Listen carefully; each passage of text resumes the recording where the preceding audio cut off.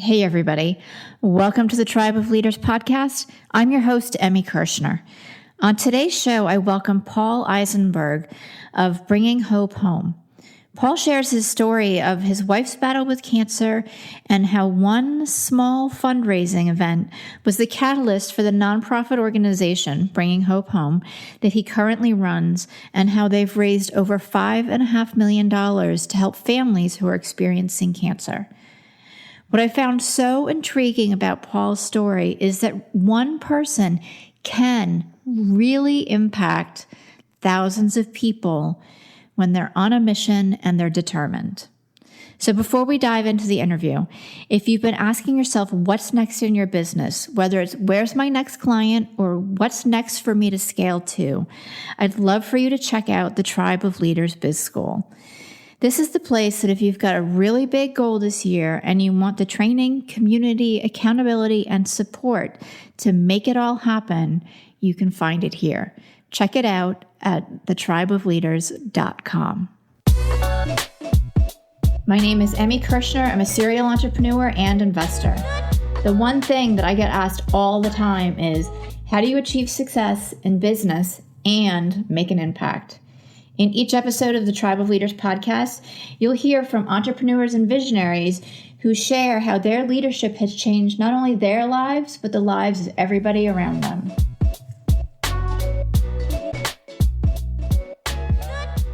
Paul, thank you so much for being on the Tribe of Leaders podcast. Super excited to have you here. Share with everybody a little bit about your journey and how you started Bringing Hope Home. It's such an incredible and impactful story. And as we were talking before we started recording, one of the things that I'm most curious about is the journey of creating this nonprofit organization that makes such an impact for families. So introduce yourself and let everybody know, who you are, etc. Super. Yeah. So thanks for having me. I'm excited to be here. My name is Paul Isenberg, and I'm the CEO and co-founder of Bringing Hope Home. We're a nonprofit in suburban Philadelphia. And what we do is we provide emotional and financial support to local families with cancer. We're in our 11th year. We're getting ready to help, probably help 6,000 families total by the end of the year since we started. My journey started back probably in 1983. I was walking to class at Westchester University, walked by the bus stop, and there was a young woman talking with a girl that I know on my dorm floor. And I said to this girl, "Would you introduce me to this beautiful girl?" And my friend told me no. And here it was Nicole, who eventually became my wife. She was a student. We were students at the same time. She had a boyfriend, so she was not interested. She was completely underwhelmed by me. But it took me 4 years to get a date. I got a date. I actually got a date because I got a job working in the restaurant she was working in because my buddy's dad owned it. And I got a job bartender. I am persistent. Back when I was in college in the 80s, it was persistent. Now it's like stalkerish. So, but we got married in 91. Christopher was born in 1995. She became pregnant with Gabby. And during her pregnancy with Gabby, she wasn't feeling good, wasn't gaining weight, was really struggling. She was a stay-at-home mom, thank goodness. And she went to the doctor eventually, and they found this big mass in her chest. Mm-hmm. And she was diagnosed with stage 4 Hodgkin's disease while she was in her 8th or 9th month of pregnancy. And Gabby was born January of 1997. Nicole went right into treatment within a couple weeks and went through 6.5 years of really tough treatment for stage 4 Hodgkin's disease. She was treated for 4+ years at Penn, had a bone marrow transplant, 2+ years at NIH, had a bone marrow transplant. Mm-hmm. And then she passed August 2nd of 2003. And during her illness, she was so strong and so tough. And we had so much support. We had, family move in with us. I had a good job. So we had flexibility. We had great insurance. We had support from friends and neighborhood and church and everything. And it was still really, really hard. And Nicole would meet people at treatments and they had nobody. They were losing their job. They were trying to figure out which to pay for, heat or food.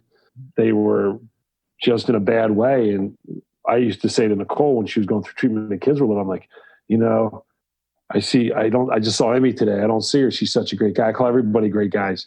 And, she said, well, why don't you stop complaining and go do an event and raise money for charity and just invite people you like. So the Great Guy Dinner was born in '01. We just invited who we liked. We got some people to come speak, some of the local Philadelphia coaches, and we raised money for the first 8 years for the American Cancer Society. And without trying to, we kind of figured out how to raise money. And my co-founder, Tim Sherry, and I have always been in corporate sales. So our network was owners, senior level people at companies, and they knew of our situation. So we started raising money. And then between year 7 and 8 of doing the Great Guy Dinner, which is still going on, by the way, one of our really great guys passed away and left a wife and young children. Wow. And we had heard through the grapevine that they were struggling. So we went to one of our sponsors and said, because we weren't even an organization.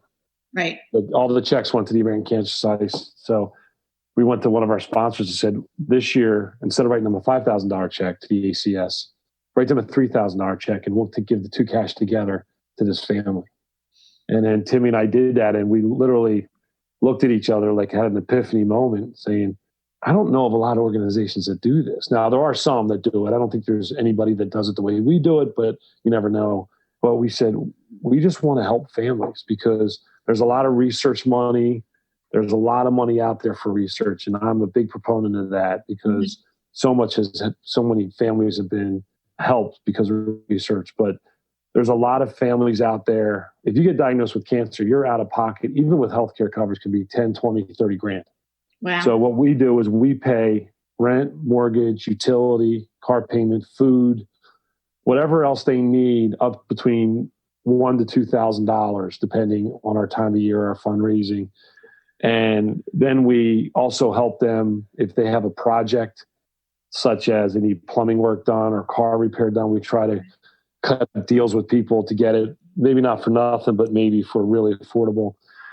And then we do different things. Like in June, we're going to have a Phillies family reunion where all the families that we help can come and they get a couple tickets, they get lunch, and they get to go watch a Phillies game with a t-shirt.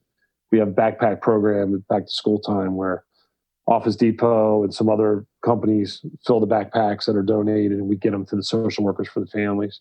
We do an adoptive family program at Christmas, and it's just become a real thing. And as you said, we were talking before, how did we go from being a nice charity to being a business? And I will tell you that when we started, I remember having a conversation with Timmy, the other co-founder, saying, let's do this dinner. We're not going to be an organization. We're not going to have payroll. We're not going to have fiduciary responsibility. We're not going to have bills. We'll just do it through another check. Yeah. Now we are all that. And it's crazy because I didn't think this would ever happen. And at one of the first Great Guy Dinners, I went back to work the next day, and a buddy of mine came in. He's like, man, that was a great dinner. He goes, this is going to be a thing. I go, I don't know, man. We're just having nice people get together. And then we decided to be our own charity so we could help people. And then we added a golf outing. And then we added a 5K. And then we added this and that. And now we went, year one, we were 125,000 in revenue in 2008 and helped 10 families. This year will be 2.3 million and help 826 families. That's amazing. It's amazing, right? And I tell people all the time, it's more in spite of me than because of me. I have a great team. Right. And, we became serious about it probably in year 3 or 4. We started looking at it and going, man, and it's all driven by the need, right? Right. So we started looking at what was out there. And, once people start hearing about you, you get going, and there's so much need. And like I got a text yesterday from somebody I don't even know who said, we have a mutual friend who gave me your number. I want to refer somebody who needs help. Now, all the referrals come from us, so the social worker at the hospital. Okay. And they have to be in active treatment and be in our area. Okay. But other than that, it's pretty straightforward. But we get calls from all over the country. We get calls from people that aren't suffering from cancer but have something else. And I think that what's helped us is not only the need and the fact that almost everybody knows somebody with cancer, but if people have gone through a cancer treatment like Nicole went through, they know how hard it is. And we're able to take that money, and in a very short period of time, the money that we get donated gets, usually within a month, gets put out to the families that need it. Mm-hmm. And we don't give the family money. We actually write the checks directly to the bills. Okay. So part of the process is social worker nominates them. We reach out to the family. We have the ability to talk to them, sign a HIPAA release form. Right. And we're able to say, what do you need? And they tell us, oh, you know what, I'm 3 months late on my rent. So we'll call the landlord and say, and by the way, not me. We have our family team, Emi and Judy, who are amazing. They'll call the landlord and say, look, we know they're 2 months behind. If we give you 3 months right away, we give us a fourth month for additional. Right. So we're able to do that. We're on the phone a lot. We talk to our families, and they're not patients to us. They're our families. They're ours. They belong to us. We treat them like that. So I just want a long-winded answer. Sorry. Oh, no, it's okay.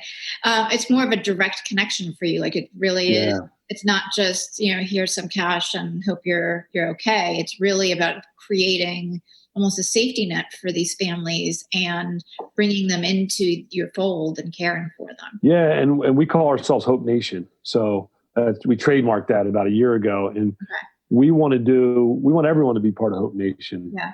We want you to be part of Hope Nation. We want our donors, our sponsors, our families.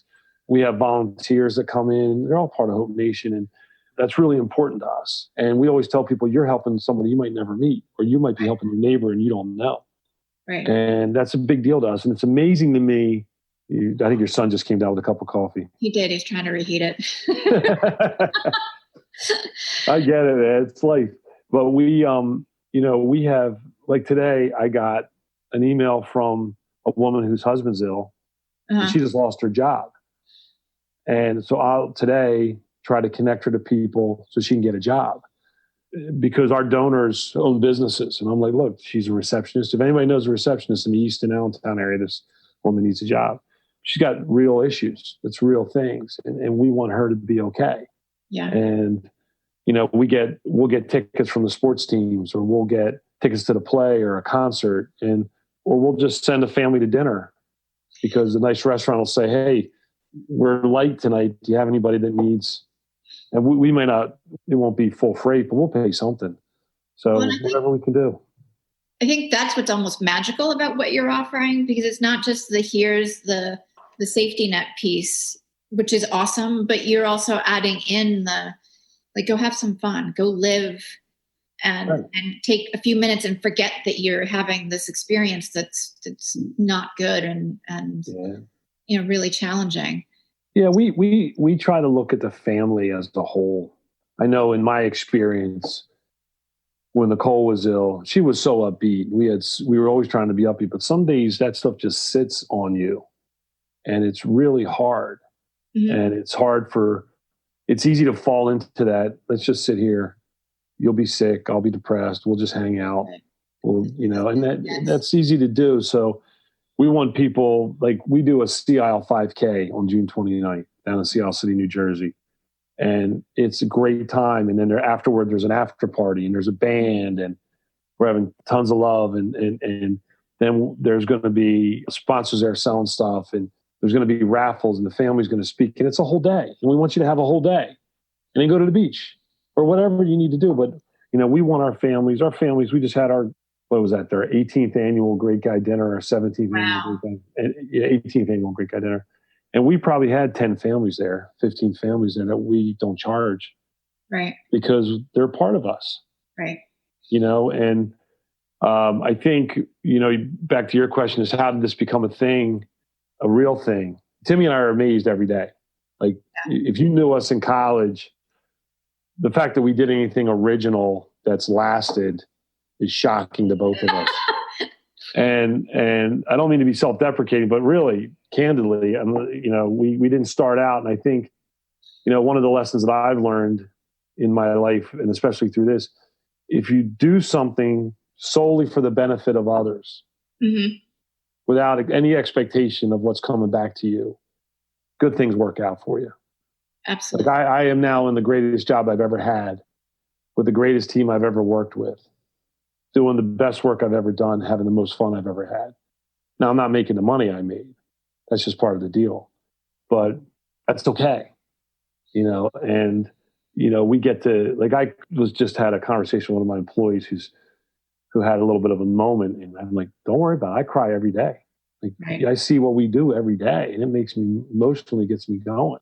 Mm-hmm. And, that's the one thing that I've tried to impart to my kids. Like, don't worry about the money. And it's easy to say that in my 50s, right? Right. Being very wise and looking back. But, don't make a decision about money. Make a decision about what you like, what your passion is, what you're good at, where you're comfortable, where you're having fun, and then figure the money thing out. Yeah. Well, and that's what I share with my clients, because I think if you focus on the money too much, it almost creates like a stress. Yeah. Because it's never enough. Yeah. And you can't go and create or do or make the magic in the place that you're supposed to. Right. And when you go in without an agenda, mm-hmm. you're open to what starts to happen. Yeah. And like any business, I've always been in corporate sales. So Scott Paper Company, Shared Medical Systems, really great companies, big companies, small companies. And when you're driven by the money, you'll make the money, but a lot of junk comes with it. And some of it's necessary, but like any business, we lost a large donor this year. Mm-hmm. And we had a philosophical difference. They're great people. They went their way. We went our way. It's all good. It's a big number. Right. And, we were thinking about, well, how are we going to find it? And we found it because we were working hard. We didn't get caught up in the drama of it internally. And we just, all you can do is be who you are. Right. And if people connect with us, like when I reach out to donors will come up to me and say, let's talk. So I go in and they'll say, what do you want? And I'm like, I want all your money.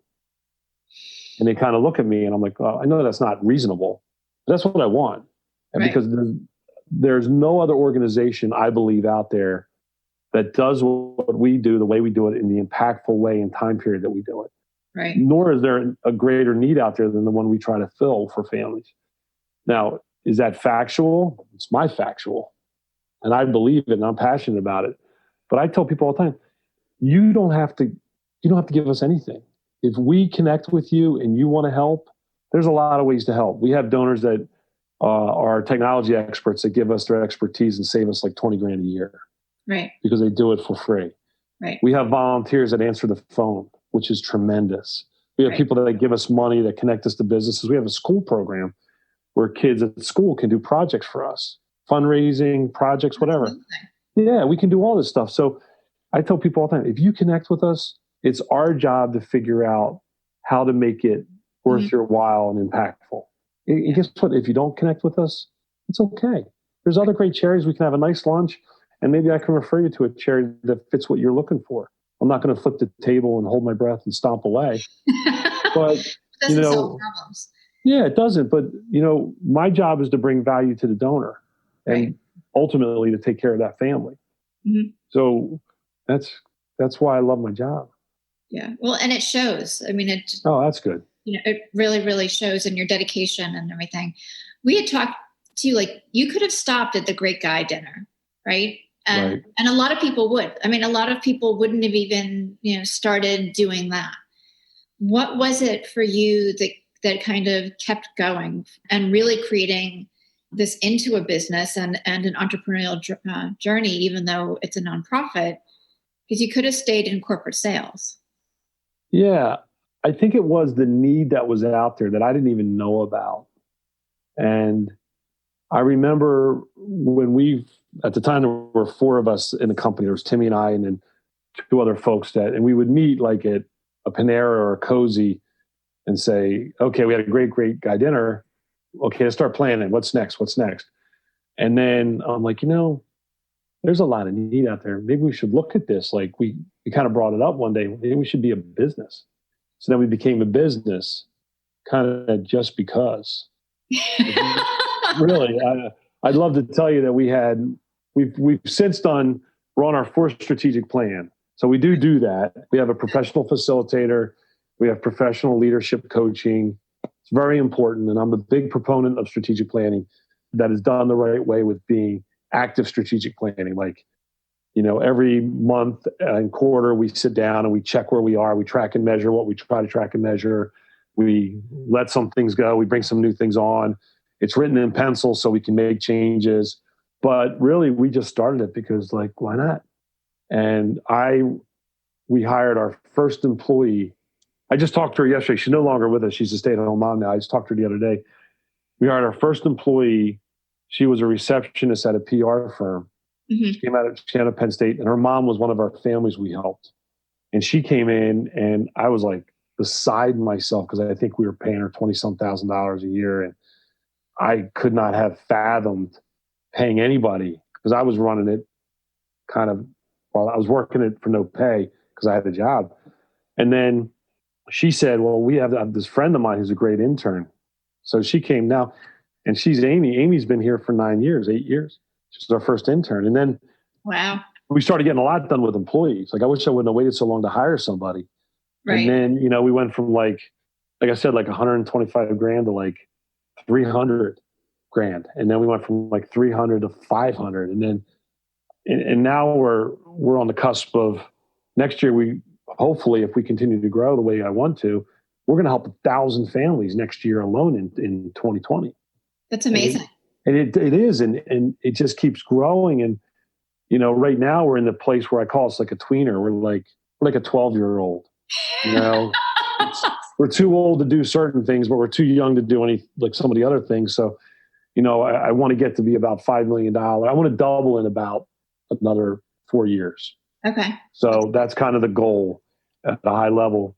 And I think that once we started seeing the impact on the families we helped, and we started connecting those families to the donors, mm-hmm. and seeing that, your word, magic, seeing that connection and that energy and that joy, and that when somebody who doesn't know you cares about you, it gives you true hope. Right. And I get to see that every day, and I love it. Like, I get chills right now, and I'm very humbled by it because I'm not really that good a guy. And, I'm the dumbest guy in this company, which is by design. I don't want to be the smartest guy here. I hire smart people. My people are great. And that actually leads to my next question. And you said you have a great How team. did I get so dumb? No. No, and I would argue differently. And you're very nice. And, what is it about your team that makes them outstanding outside of them being smarter than you, supposedly? So when you come to work here, we try to operate under certain pillars that hold us up. The first one is integrity. Okay. My team has beautiful integrity. Everything from like picking up a piece of trash in the hallway that nobody's seen, mm-hmm.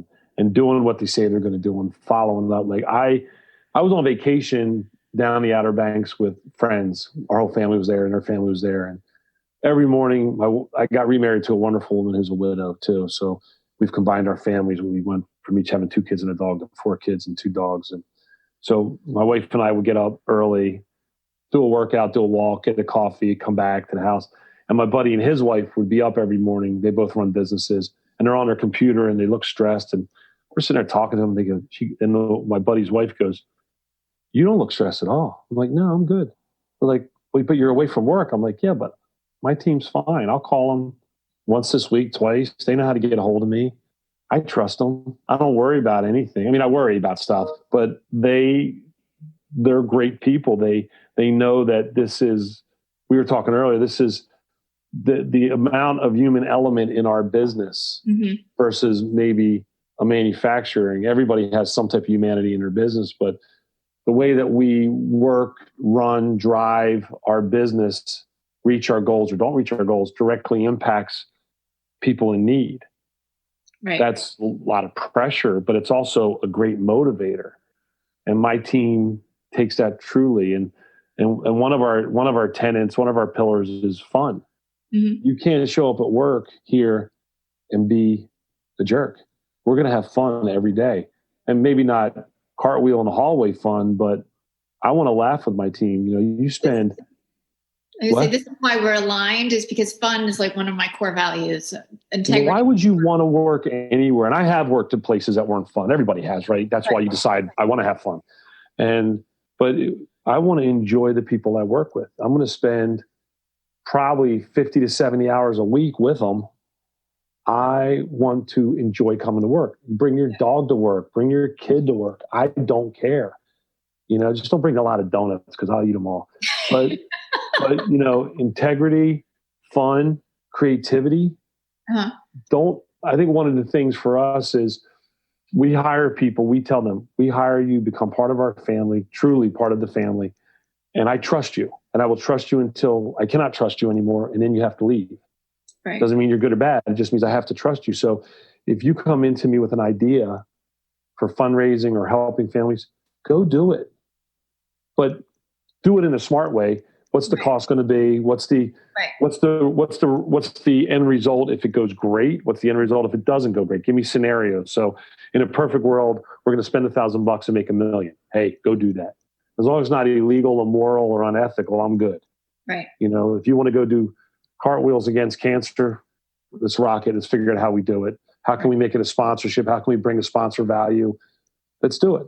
So, I want my team to be able to have free reign. And I tell my team, the other part of our tenet is accountability.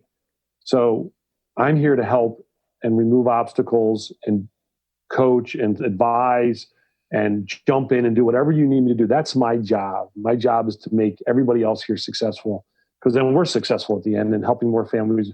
Raising more money means helping more families. Your car can't go anywhere if it doesn't have gas. We've built a nice car. We've built like a Ford F-150. Now I'm trying to build a gas station. Got it. That's what I'm trying to do. Right. We're trying to do. And if my team doesn't come and tell me, then I think everything's fine. And I trust them. And I tell them bad news needs to be told immediately and in person. Good news, you can tell me anytime, anyway. But if you have bad, it's like The Godfather. When the lawyer was, before the horsehead scene, he was having a discussion with the producer, and the guy's yelling at him. He goes, "Thank you very much for a nice meal. My boss wants to know bad news immediately." That's the way I am. It's not the end of the world. Nobody's dying on the table because we screwed up. Let's fix it. We can fix it. Just don't sit on it. Right. So I think it allows you to react more proactively. Yeah. Well, it allows you to talk. I always talk to them like, okay, what happened? Why did it happen? Not why did it happen? You suck. Yeah. Well, why did it happen? How do we not let it happen again? And I've made a lot of mistakes, like many, many mistakes. And I'm like, tell me why it happened. Tell me what you would have done differently. And moving forward, what do we need to do? Do we need to abandon this project because it's not working out? Do we need to tweak this project? Who do we need to bring in to help us with a different expertise or a different view? Yeah. The most important thing is, how do we do something that helps more families? Right. So here, our three priorities are families first, donors and volunteer, everybody who donates to us, time, treasure, talent, second, and us third. Okay. So if we have something that's going on, how's it helping family? How does it help our donors? How does it impact us? And if any of those are messed up, you're probably not going to do it. Right. You know what? And that's, I think, a great way to evaluate everything that can potentially happen for a business. Right. In general. Well, the saying, stick to your knitting. Yeah. If you look at our business, we go out and we work really hard. That should be one of our tenets too. We just work hard. We're a $2 million company with 6 people. And I'm really proud of that. And I know there's other great companies with 6 people, but I talk to nonprofits that are like $3 million and they have 25 people. And I'm like, dear God, if I had 25 people, I'd have world domination. You will have 25 people at some point. We will at some point, but we can only work so hard. Right. And you got to be protective of yourself. And I'm getting to the age where, the better I stay in shape, the better I eat, the more sleep I get, the better my energy, and I'm better to do more. Mm-hmm. And I'm out a couple nights a week at events, and I'm up early, and I love it. I run on adrenaline. I love it. I run all day. And what I want people to feel is that energy from what we do, and I want them to be a part of it. Uh-huh. And I'm CEO by title, but I do like 20 different things. I have a focus, but like the other day, so here's another example. We don't have a cleaning service. Okay. We're a small organization. We don't have a cleaning service yet. So right now, everybody takes a week. You got to run the vacuum, wipe down the bathroom, wipe down the kitchen, take out the trash. So it's my week, right? So taking the trash out the other day, on the phone with a donor like this while I'm taking the trash out. And and I'm very excited about it.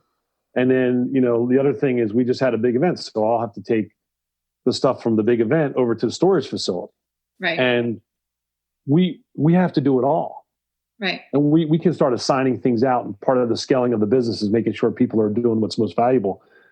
But the other side of it is we just got to do stuff, and my team doesn't wait around for someone to tell them to do stuff. I don't want to babysit. Right. I've raised my kids. I don't need to raise anybody else's kids. I want people that are going to look at something and say, hey, I saw this. Why are we doing this? How can I help? What do you want? What do you need? Right.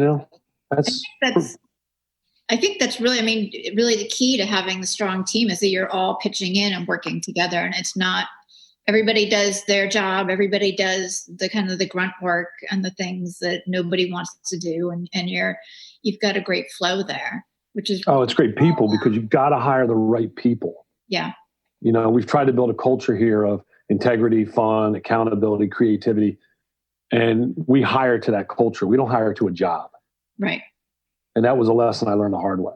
That's so awesome. Yeah, but it's true. I've read a lot on it. And, I just talked to a supporter who's helping us. And he goes, culture is a million little things done every day. Mm-hmm. And we've always hired good people. But the people that fit and stay and stick and thrive fit our culture. Who's the bring value, jump in, we'll figure it out later. Let's get into it. What do we need to do? And part of that is you're tired, right? Because it never ends. If you're running a business, it never ends. Never. But that's a good problem to have because it never ends in a positive. How do we grow better, faster, more efficiently, the right way? Mm-hmm. And like I always tell my team, there's 50,000 things to do. They're all important. Let's break them down 3 at a time. Let's just figure it out. What are our top 3 today? I love it. So, this has been so amazing. And are we done already? We are. Oh my God. Let's have part 2. We could talk all day, right? All day, every day. I love this. You're great. Your kid came down and had a coffee. There's a lot going on. I like it. I'm going to have you back on the show again. Definitely. Anytime. My pleasure. Anytime. You have a really cool hashtag on your business card that I saved. So I've actually held on to it for a couple of months. And it says unexpected amazingness, which I thought was fantastic. Yeah, we trademarked that too. Good. That actually came about. We did a survey of, I think, the first 300 families we helped. Uh-huh. And we asked them what are the top words that describe what we do. And the 2 top words that came out were unexpected and amazing. And our former marketing person, Lauren Rubenstein, coined unexpected amazingness. Beautiful. So that's what we do every day. That's what I want to leave everybody who's listening with is that unexpected amazingness can happen. It really can. You just got to be open to it and work your rear end off. Yeah. And they can learn more about us at our website, which is bringinghopehome.org. Awesome. Other way they should connect with you, or is the website the best way? Well, they can bringinghopehome.org. We're on Twitter at BHH Nation, BHH Philly. We're on Twitter, Instagram. We're on everything. Okay. I'm not on everything, but we're on everything, apparently. Awesome. Well, thank you so much. I really appreciate your time. Thanks, Emi. I appreciate it. Great to talk to you and have you back anytime. I would love it. Yeah, awesome. Great. And all right, bye. Listening, we'll see you later. Bye. Bye.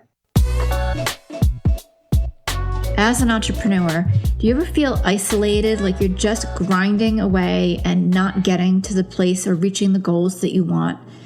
Maybe you've realized that you just spent days, weeks, or even months trying to accomplish something only to figure out that the answer that you have would have saved you all of that time. I know I've had that experience and my clients have as well. And that's why I created the Tribe of Leaders Biz School. Get the accountability, the training, and the knowledge base in a community of like-minded people who are there to support you. Go ahead and check it out. It's thetribeofleaders.com.